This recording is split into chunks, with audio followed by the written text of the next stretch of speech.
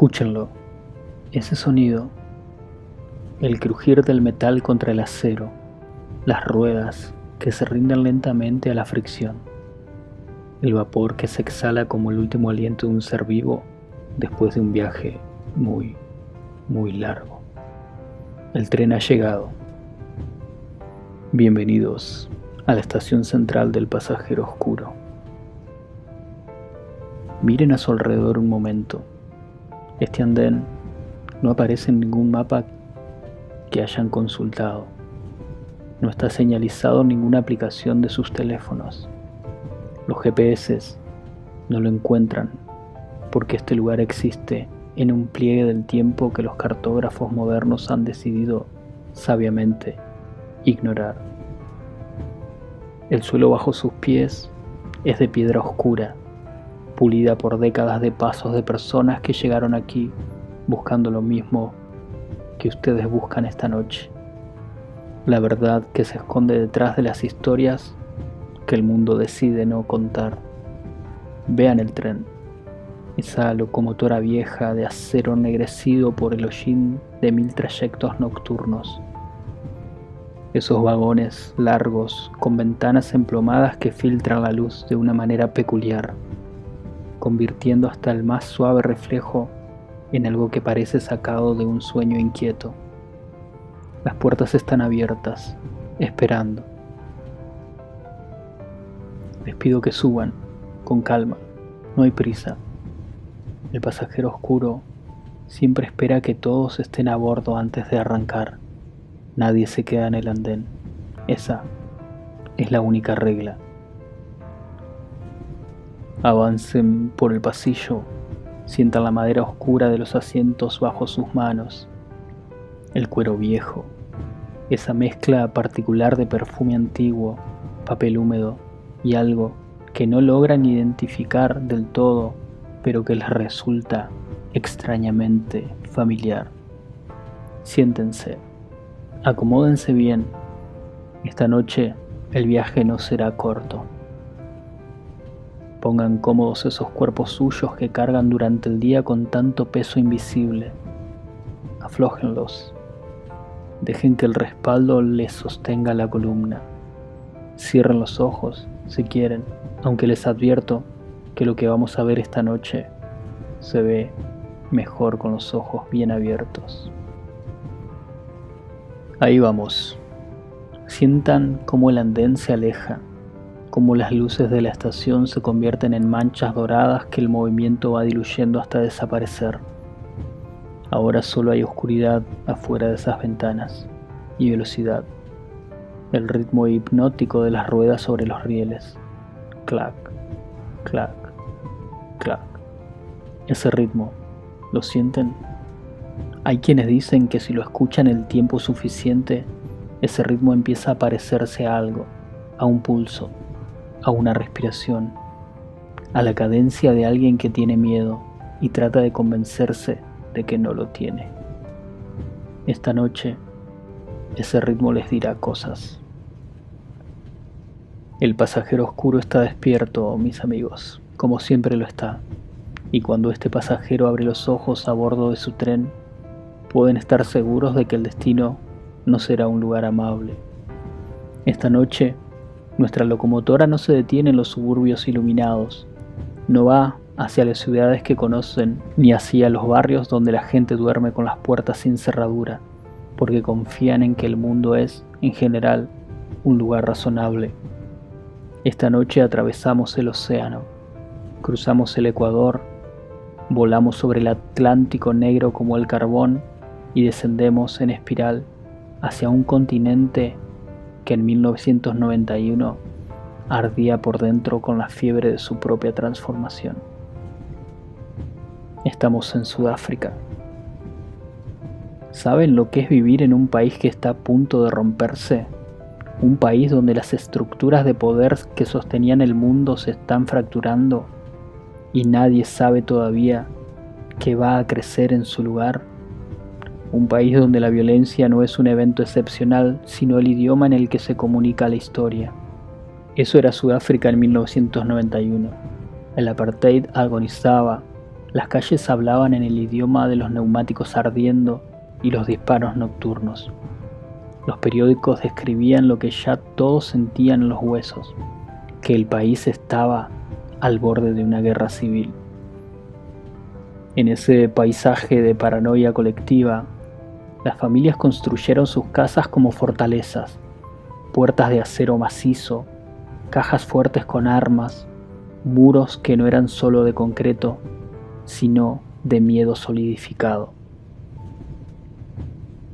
Piensen en eso un momento. Construyes muros de acero para mantener afuera el peligro que amenaza desde el exterior.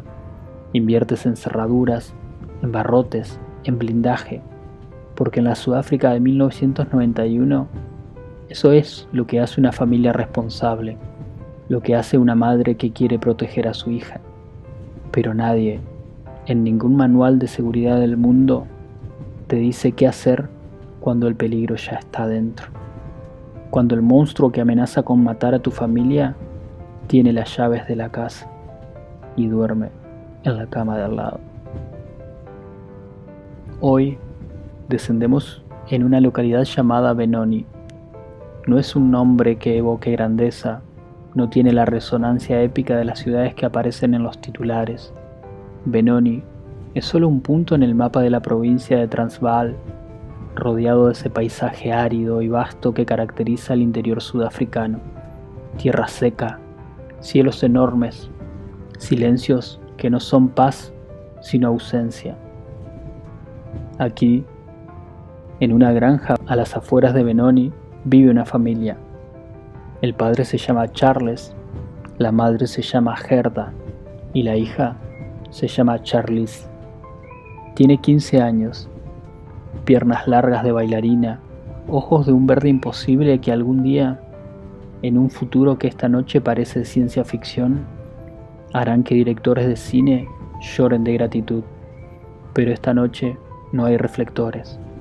Esta noche hay una granja rodeada de alambre de espino y un invierno austral que muerde con dientes de hielo y una realidad doméstica que no tiene nada de glamorosa. Charles Theron tiene un problema que no es nuevo. No es un hombre malo, en el sentido simple y cómodo en el que usamos esa palabra cuando queremos terminar la discusión rápido. Charles Theron es un hombre enfermo, profunda, crónica, devastadoramente enfermo. Un alcohólico que lleva años habitando ese estado donde el alcohol ya no es placer ni escapatoria, sino simplemente el aire que respira, la sustancia sin la cual el cuerpo no sabe existir. La hija lo ha conocido siempre así, solo así, dirá décadas después frente a un micrófono que captará cada sílaba de su historia. Solo le conocí de una manera, como un alcohólico. Piensen en eso. No hay memoria de un padre diferente. No hay nostalgia de cómo era antes, porque el antes que ella recuerda es exactamente igual al de ahora. El alcoholismo de Charles no es una caída desde una gracia anterior, es simplemente la única versión de la realidad que esta niña ha conocido. Sin embargo, y esto es lo que los expertos en trauma llaman la tiranía de la imprevisibilidad, lo más perturbador no era la violencia en sí, era no saber cuándo. Porque el alcohólico crónico no es el monstruo que ruge las 24 horas. A veces es silencioso, a veces incluso parece casi normal. Y esa oscilación, ese movimiento pendular entre la calma falsa y la tormenta, es lo que destruye a quienes conviven con él. Porque el sistema nervioso humano puede adaptarse a vivir con el miedo constante. Lo que no puede hacer es descansar nunca, nunca bajar la guardia, nunca creer que esta vez sí es seguro relajarse. Charlize Theron, a los 15 años, había desarrollado un sexto sentido. Lo llamamos técnicamente hipervigilancia. Es una respuesta al trauma prolongado. El cerebro, después de años de amenaza intermitente, literalmente se reconfigura para detectar el peligro mucho antes de que sea visible a simple vista. Se vuelve un instrumento de precisión calibrado para la supervivencia. Ella podía escuchar el coche de su padre acercándose por el camino de tierra de la granja y saber, sin verlo, sin que él dijera una sola palabra, solo por el sonido, por la forma en que esos neumáticos mordían el suelo, por la velocidad, por el ritmo de las frenadas, podía leer el nivel de ira, frustración o infelicidad por la forma en que él conducía. La noche del 21 de junio de 1991, estaba en su habitación con las luces apagadas y escuchó llegar el coche y supo, claro que supo.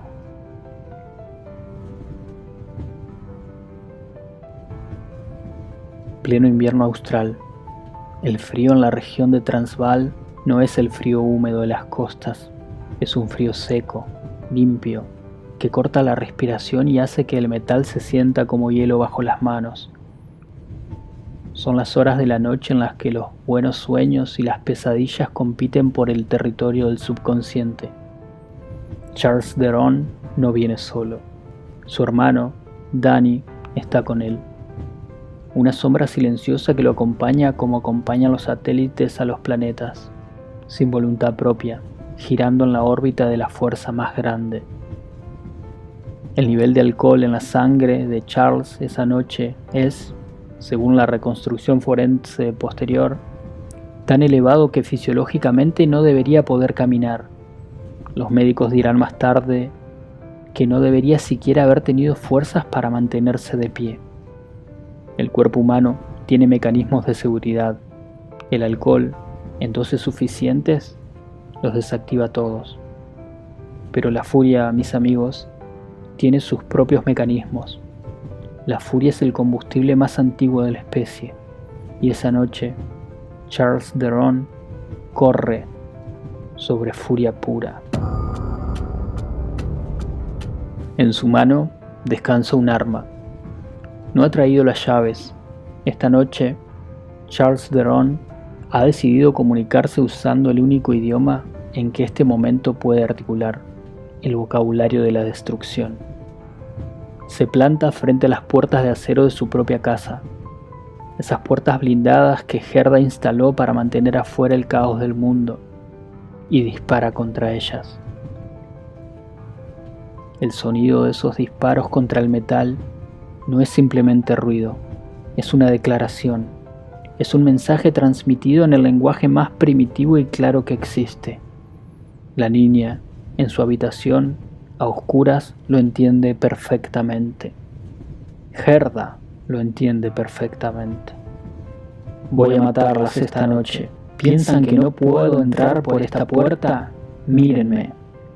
No son palabras inventadas para el drama, son las palabras reales, reconstruidas a partir de los testimonios posteriores. Esa es la comunicación que Charles Theron eligió esa noche de invierno en Benoni.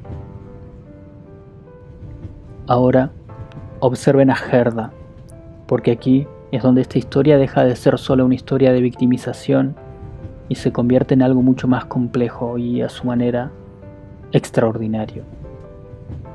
Gerda Maritz no se congela, no llora, no ruega, no pierde el tiempo en súplicas que esta noche nadie escucharía.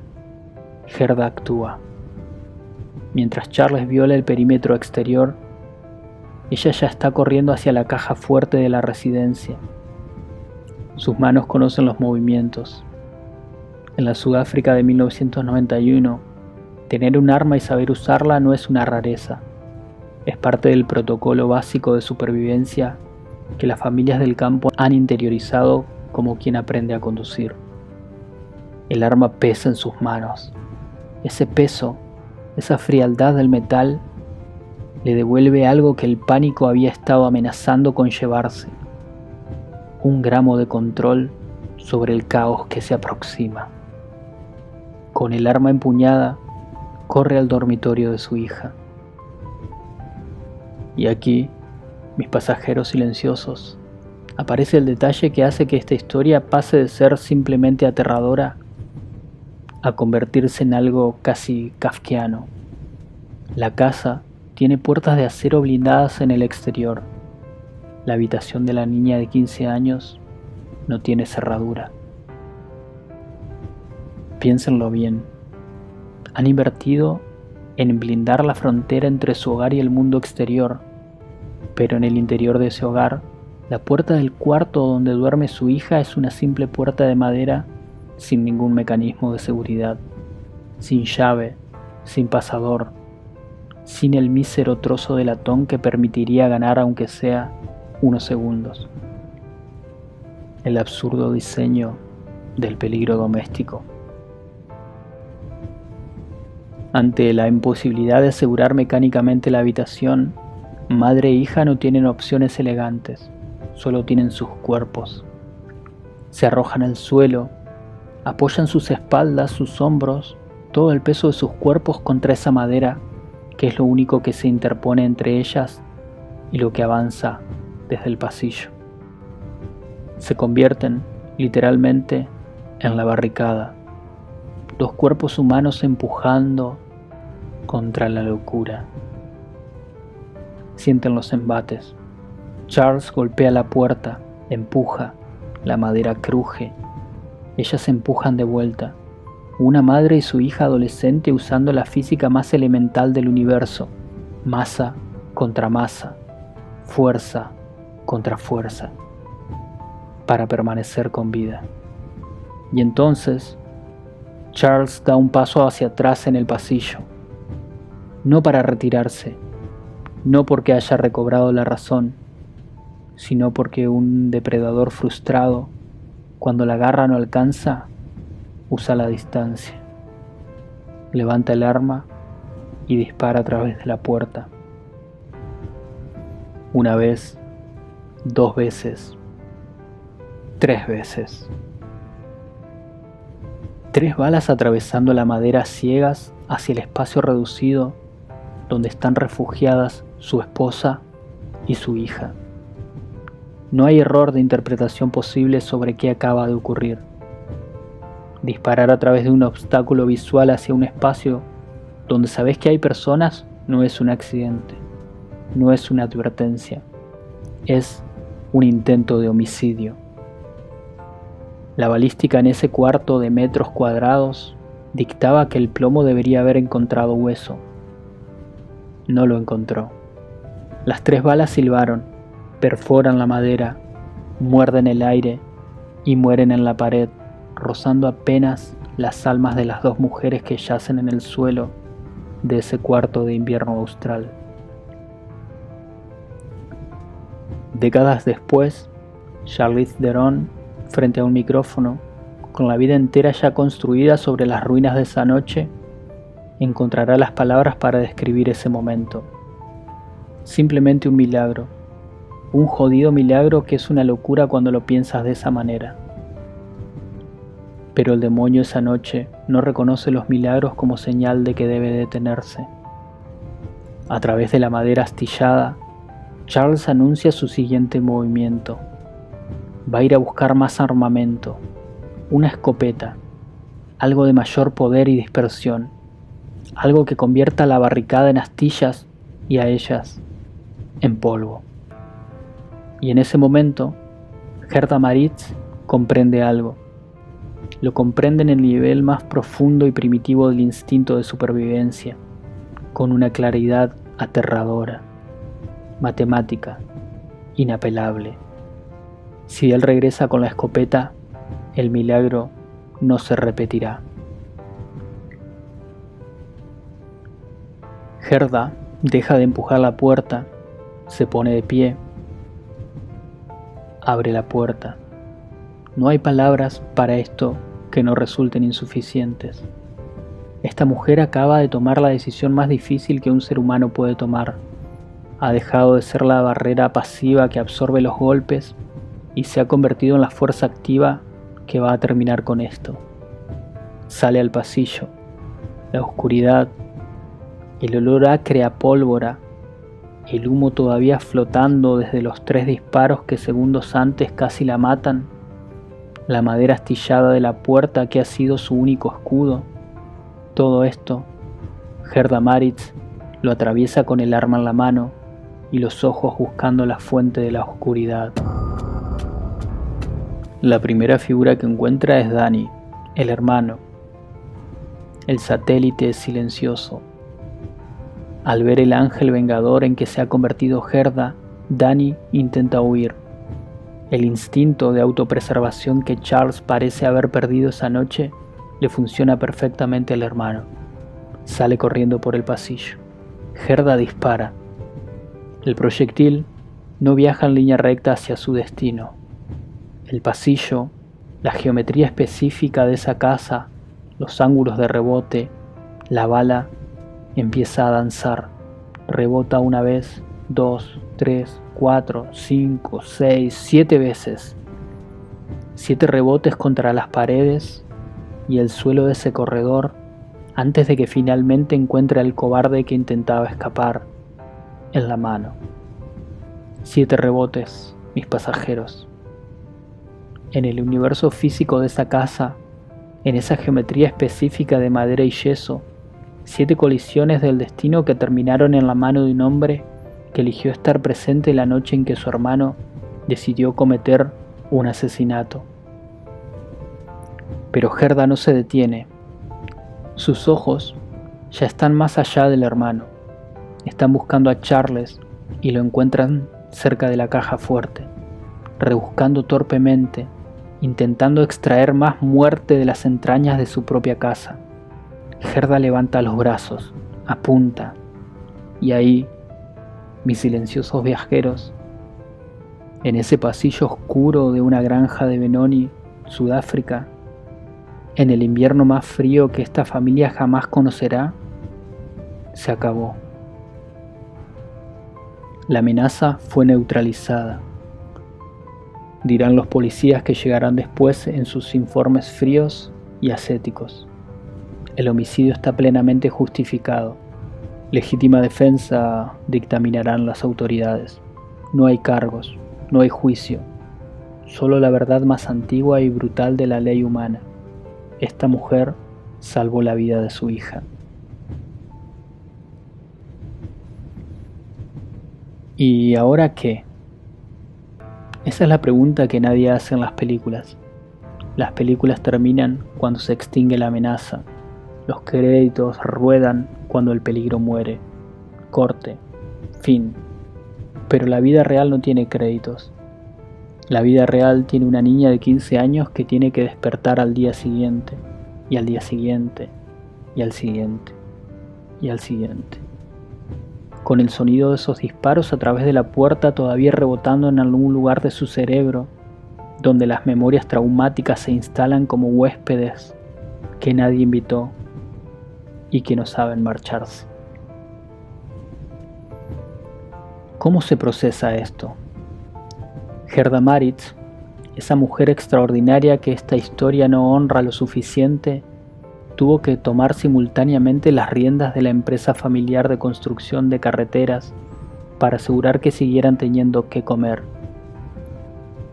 gestionar la investigación policial, acompañar a su hija en el abismo de lo que acababa de ocurrir y encontrar la manera de seguir siendo madre después de haber matado al padre de su hija para salvar la vida de esa misma hija. Esa complejidad emocional no tiene nombre en ningún manual de psicología que yo conozca. Es un territorio sin mapas. Y sin embargo, Gerda encontró algo que decirle a su hija. No fue un discurso largo, no fue una clase magistral de psicología, fue algo mucho más simple y por eso mismo mucho más poderoso. Esto es horrible. Reconoce que esto es horrible. Una pausa. Ahora haz una elección. ¿Va esto a definirte? ¿Te vas a hundir o vas a nadar? Eso fue todo. Sin dramatismo innecesario, sin negaciones falsas de la magnitud del horror, sin falsas promesas de que todo va a estar bien porque está claro que nada va a estar exactamente bien nunca más, no de la misma manera. Solo la verdad, esto es terrible y ahora tienes que decidir qué haces con ello. Durante años, Charlize Theron le dijo al mundo que su padre había muerto en un accidente de coche. Cuando alguien, en aquellas primeras décadas de vida adulta, le preguntaba por su padre, ella abría la boca y salía esa historia. Un accidente, fue muy trágico, no hablemos de eso. Una mentira perfectamente construida sobre el esqueleto de la pérdida real. Porque el mundo perdona a la víctima de un accidente de tráfico. El mundo llora con la víctima de un choque de automóvil, la abraza, le dice, qué terrible, qué injusto, lo siento mucho. El accidente de coche es una desgracia limpia, sin culpables, sin preguntas incómodas. Un evento que el destino dispuso y que los humanos no pudieron evitar. Pero el mundo es mucho más complicado con la hija de un alcohólico que intentó matar a su familia y terminó recibiendo una bala de su esposa en legítima defensa. El mundo tiene preguntas sobre esos, miradas, silencios calculados, la lástima asquerosa de quienes miran el trauma ajeno como entretenimiento. Y Charlize Theron, que tenía 15 años y acababa de sobrevivir lo que acababa de sobrevivir, no tenía ninguna obligación de someterse a ese escrutinio. ¿Quién quiere contar esa historia? Diría décadas después. Nadie quiere contar esa historia. Así que nadó. Nadió hacia afuera de Benoni, hacia Johannesburgo, donde a los 16 años ganó un concurso de modelaje. Nadó hacia Milán, donde los fotógrafos descubrieron sus huesos perfectos, esa arquitectura facial que no parece diseñada por la biología, sino por alguien con visión estética muy precisa. Nadó hacia Europa, hacia Nueva York, hacia la Joffrey Ballet School, donde intentó convertir esas piernas largas en una carrera de danza, hasta que las rodillas le dijeron que no. Y entonces llegó a Los Ángeles. La historia de cómo Charlize Theron fue descubierta para el cine es tan cinematográfica que si la viéramos en una película dudaríamos de que es real. Estaba en un banco, el cajero se negaba a cambiarle un cheque y algo en Charlize Theron, algo que había estado comprimido durante años de silencio y de nadar y de sobrevivir, explotó en ese banco sin el glamour de Los Ángeles. Hizo una escena, no cualquier escena, una escena de tal intensidad, de tal poder dramático concentrado en ese instante de furia cotidiana, que un agente de talentos que estaba presente en la sala pensó, necesito saber quién es esta mujer. La oscuridad que Charlize Theron llevaba dentro, la que había tenido que esconder y administrar y transformar durante años, en ese momento se coló por las grietas de una situación banal y brilló con una luz que Hollywood reconoció inmediatamente.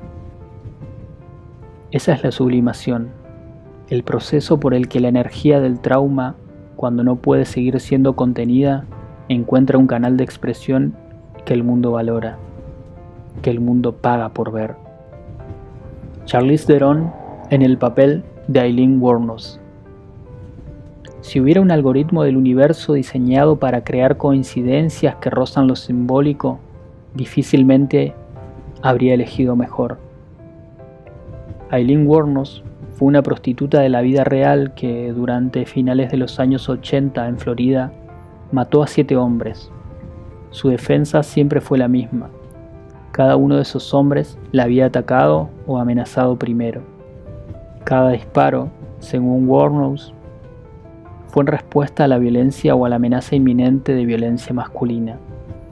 La verdad legal de cada uno de esos casos es compleja y debatida, pero la verdad emocional y psicológica de ese personaje, la textura del daño que habitaba en esa mujer y que la convirtió en lo que se convirtió, eso era territorio que Charlize Theron conocía, no intelectualmente, visceralmente. Para encarnar a Aileen Wuornos, Theron no solo ganó peso, no solo transformó su cuerpo hasta volverlo irreconocible, bajó al fondo de algo que llevaba años sin visitar. Abrió la puerta de esa habitación interior donde guarda los recuerdos que no tienen accidente de coche como explicación. El resultado fue lo que Roger Ebert describió como una de las grandes actuaciones en la historia del cine. La Academia de Hollywood se lo reconoció con el Oscar a Mejor Actriz, primera mujer africana en lograrlo. Piensen en esa simetría un momento. Una niña que sobrevivió una noche en la que una mujer usó un arma para matar a un hombre violento en defensa propia, ganó el Oscar por interpretar a una mujer que usó un arma para matar a hombres violentos en defensa propia. La vida, cuando tiene el sentido de la ironía, no lo hace con sutileza. En algún punto entre el Oscar y los 50 años, Charlize Theron tomó una decisión. Guardó la mentira del accidente de coche y contó la verdad. Primero en entrevistas selectivas, luego en plataformas de mayor alcance, el programa de Howard Stern, The New York Times, el podcast Call Her Daddy, cada vez con más detalle, con más precisión, sin apartar la mirada de los hechos más duros. Los disparos a través de la puerta, el hermano con la bala en la mano, la caja fuerte, la escopeta que su padre fue a buscar, la decisión de su madre, todo. ¿Por qué? Ella misma lo explica con la claridad directa de alguien que ha pensado mucho en esto. No me avergüenza hablar de ello, porque creo que cuanto más hablemos de estas cosas, más nos daremos cuenta de que no estamos solos en nada de esto. Esa frase, mis pasajeros, es el acto de valentía definitivo en esta historia. No fue el disparo de Gerda esa noche, no fue la supervivencia, no fue la carrera construida encima de las ruinas. El acto definitivo fue ese tomar el micrófono y decir: esto me ocurrió a mí, eliminar la vergüenza, quitarle al trauma su poder favorito, que es el aislamiento. A los 41 años, revisando esos miedos de la infancia con la perspectiva del tiempo, Charlize Theron descubrió algo que la sorprendió. Pensaba que estaba traumatizada, pero en realidad estaba bien. Y en abril del 2026, la más reciente de sus reflexiones públicas sobre aquella noche en Benoni, ya no me atormenta. Eso, amigos míos, es lo que se llama supervivencia completa. No solo sobrevivir la noche, sobrevivir las décadas, sobrevivir la mentira, sobrevivir la vergüenza, sobrevivir el éxito que tiene sus propias formas de destruirte y llegar al otro lado de todo eso y poder decir: ya no me atormenta. Sientan como la máquina afloja el paso. Las ruedas van perdiendo su canto hipnótico. Los vagones se mecen más suavemente y ahí, entre los árboles, comienzan a aparecer las primeras luces grises del amanecer. Ese momento específico en que la noche no ha terminado del todo, pero el día ya empezó a ganar terreno. El horizonte de color carbón que se convierte en azul profundo, que luego se convierte en el gris perla de un mundo que está recordando cómo brillar. El andén se acerca. Hemos recorrido esta noche un camino largo. Benoni, 1991. Una familia rota por el alcohol. Una noche de invierno austral. 3 disparos a través de una puerta de madera. Un milagro estadístico. Una madre que dejó de ser escudo y se convirtió en espada. Un dictamen de legítima defensa. Una mentira sobre un accidente de coche que viajó con una joven a través de océanos y décadas. Y una mujer que al final tomó el micrófono y le devolvió al horror la única cosa que le puede quitar: su poder para aislar a quien lo sufrió. Pueden desabrocharse el alma Levántense con cuidado, recojan sus cosas, sus miedos, sus recuerdos, sus historias que tal vez también guardan en cajones sin llave. Caminen hacia las puertas de salida y bajen al andén del nuevo día. Pero mientras caminan, llévense esto. Gerda Maritz tomó una decisión en el pasillo oscuro de una granja en Sudáfrica que ningún libro de ética puede evaluar completamente. Vivimos en mundos morales simples y queremos que las historias también lo sean, pero la vida real, a veces te pone en el pasillo con un arma y un cálculo imposible. Él o ellas. Y Gerda las eligió a ellas. No hay manera limpia de decirlo. No hay manera de envolverlo en papel de seda para que no corte. Pero hay algo que sí podemos decir sin equivocarnos. Esa elección funcionó. Y la prueba es que 4 décadas después, una mujer de 50 años puede mirar a la cámara y decir que ya no la atormenta.